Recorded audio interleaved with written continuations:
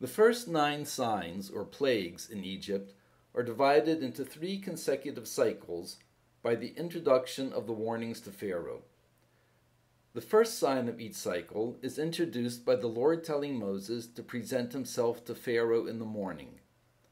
The second sign is introduced by the Lord telling Moses to come to Pharaoh. The third sign has no introduction. These 3 different introductions form the basis for the vertical warp threads, L for left, M for middle, and R for right. The 3 cycles form the weft, rows A to C. In row A, Aaron uses a pointer, a staff, to point down while bringing about the blood, frog, and lice signs. In row C, Moses uses a pointer to bring about 3 signs from above: hail, locust, and darkness. The 3-tiered picture is completed with a middle, row B, which contains no pointers. However, in our visual representation, both Moses and Aaron point to the middle row. Mixture and pestilence are produced by the Lord with no intermediary, and boils are produced by a combination of Moses and Aaron. It is immediately evident that the signs invert the hierarchy of creation by starting at the bottom and ending at the top. However, closer inspection reveals that the signs not only invert creation, but are based on a stage-by-stage negation of specific elements of creation.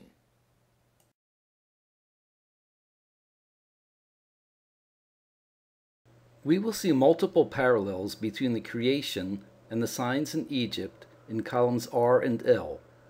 The middle column, M, is an addition in the sign structure and does not have direct parallels to the days of creation. I have added to the signs table a reference to the last sign, the death of the firstborn, which appears in the text as an epilogue. We will see that this epilogue is parallel to the prologue of creation. The upside-down world that we have noted in the horizontal weft threads is symptomatic of the overall thrust of the signs, which is to cause Egypt to return to primal chaos. Each of the horizontal threads of creation is in some way undone in reverse order. In row C, the last of the 9 signs, darkness, negates day 1, light. On the same row, in sign 7, lights fall out of the sky in the form of fiery hail, in opposition to day 4, when the lights were placed in the sky. On the earth thread, row A, the gatherings of water, mikvaot hamayim, formed in day 3 when God said, "Let the waters be gathered together," yikavu hamayim, turned to blood. In sign 3, the creatures created from the earth on day 6 are attacked by the very earth which gave birth to them in the form of lice. On the middle level, the divider of day 2 is negated by mixture in sign 4. Sign 6 mixes Aaron, who produces the signs in the earth, in row A, with Moses, who produces the signs in the sky, in row C, to produce boils. They do so by throwing soot into the sky, which falls to the earth, yet another symbolic connecting of above and below. The capstone is provided by the parallel between what we can consider as the prologue of the creation weave and an epilogue to the signs. The prologue to the days of creation opens with, "In the beginning," Bereshit. The last sign, the death of the firstborn, appears as an epilogue after the details of the Passover.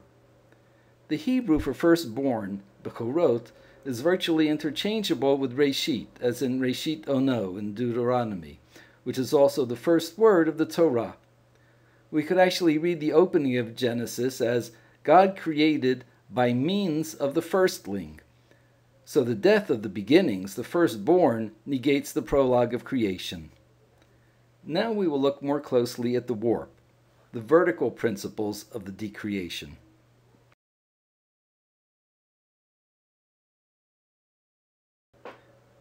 The signs of the first column, the water changing to blood, the invasion of mixed things, and the hail, are all pointedly introduced by Moses, presenting himself to Pharaoh by the light of day in the morning. These three signs bring about changes in the three levels of the visible created world: the lower waters, the upper waters, and the middle. Next, we are going to look at the third column.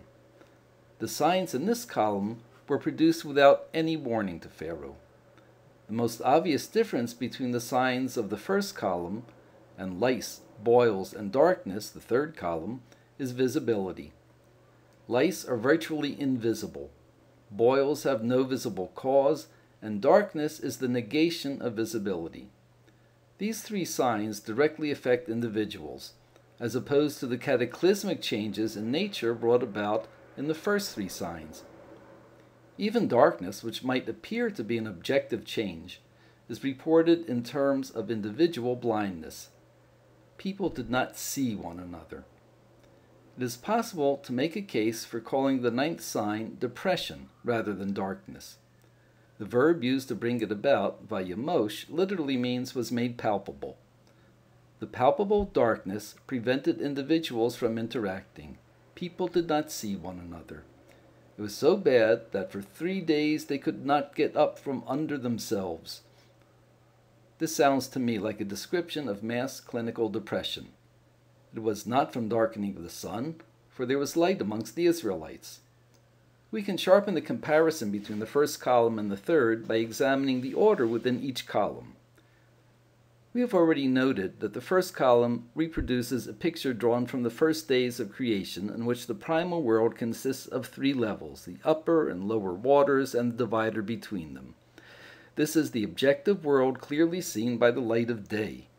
The third column deals with personal experience, the itch of a mite, the discomfort of a skin eruption, and debilitating depression, darkness. These 3 signs are ordered experientially. They begin with an itch caused by the smallest of visible creatures, followed by a skin eruption that could have either an external or psychosomatic cause. Finally, there is a darkness of the spirit. The order is internalization, from the outside inward. The extreme columns have defined the separate realms of public events and private experience, or perhaps objective and subjective realities.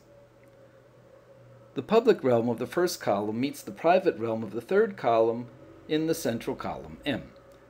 The common metaphor for the combination of the body public and the private spirit is animal life, or simply life. The Hebrew for animals, kayot, can also be read as life, kayut.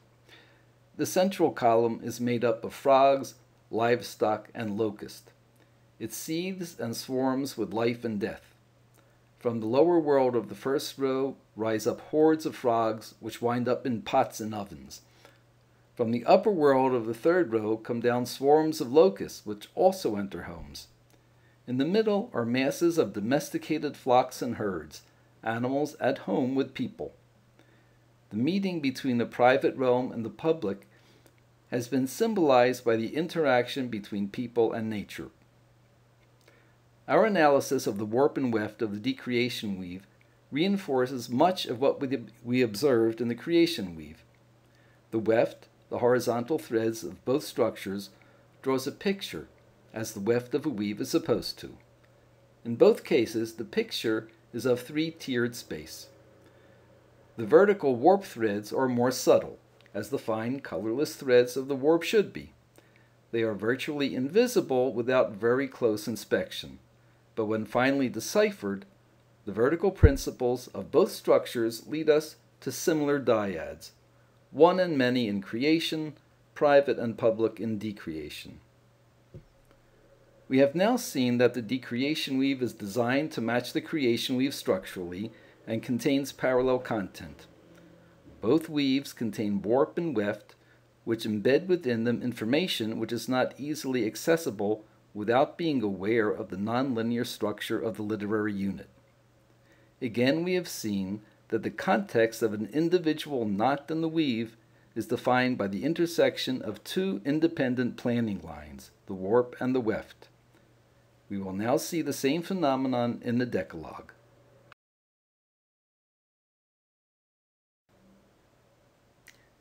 A simple literary analysis of the 10 words according to the division in the Masoretic text reveals that they can be grouped into 5 consecutive pairs of words.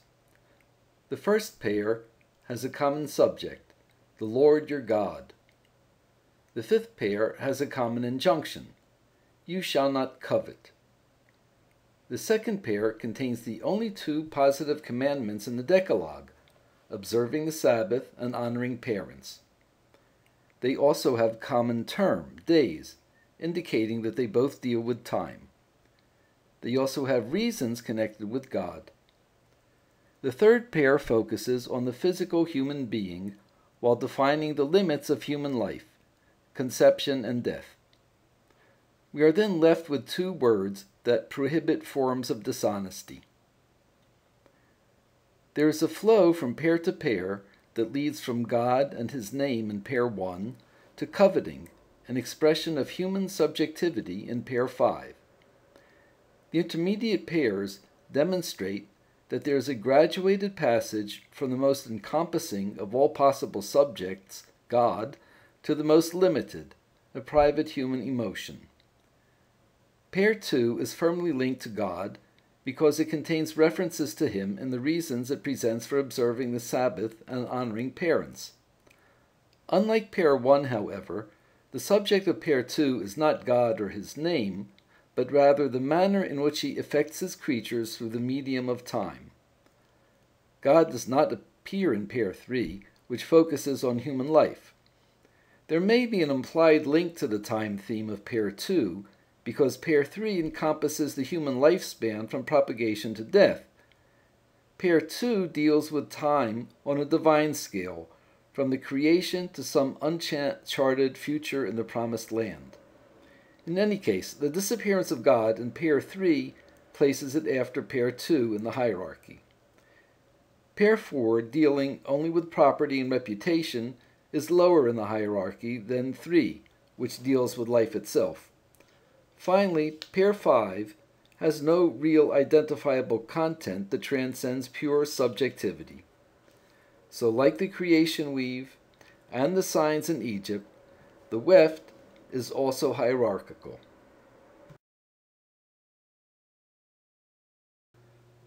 Upon closer inspection, the 5-pair structure is not only hierarchical, it is also bidirectional.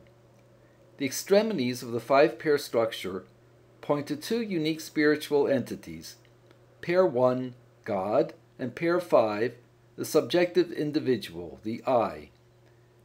Between them are 3 separate realms of experience, pairs 2 to 4.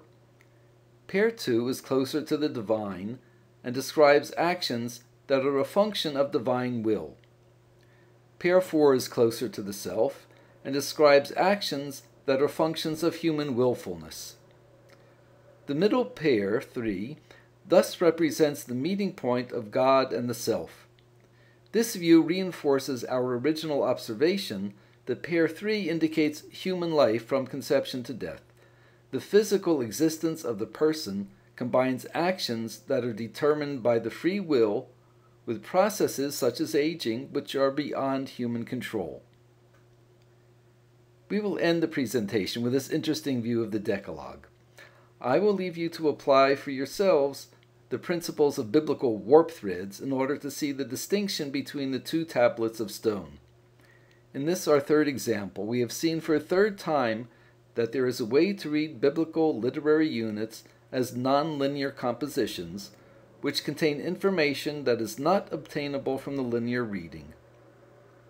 I propose that the author, editor, redactor has created the 2 voices of the Torah, the linear and the nonlinear, to represent the 2 sides of Moses. Moses the lawgiver who spoke word after word, and Moses the prophet who heard the Torah in literary units and deconstructed them into a linear presentation.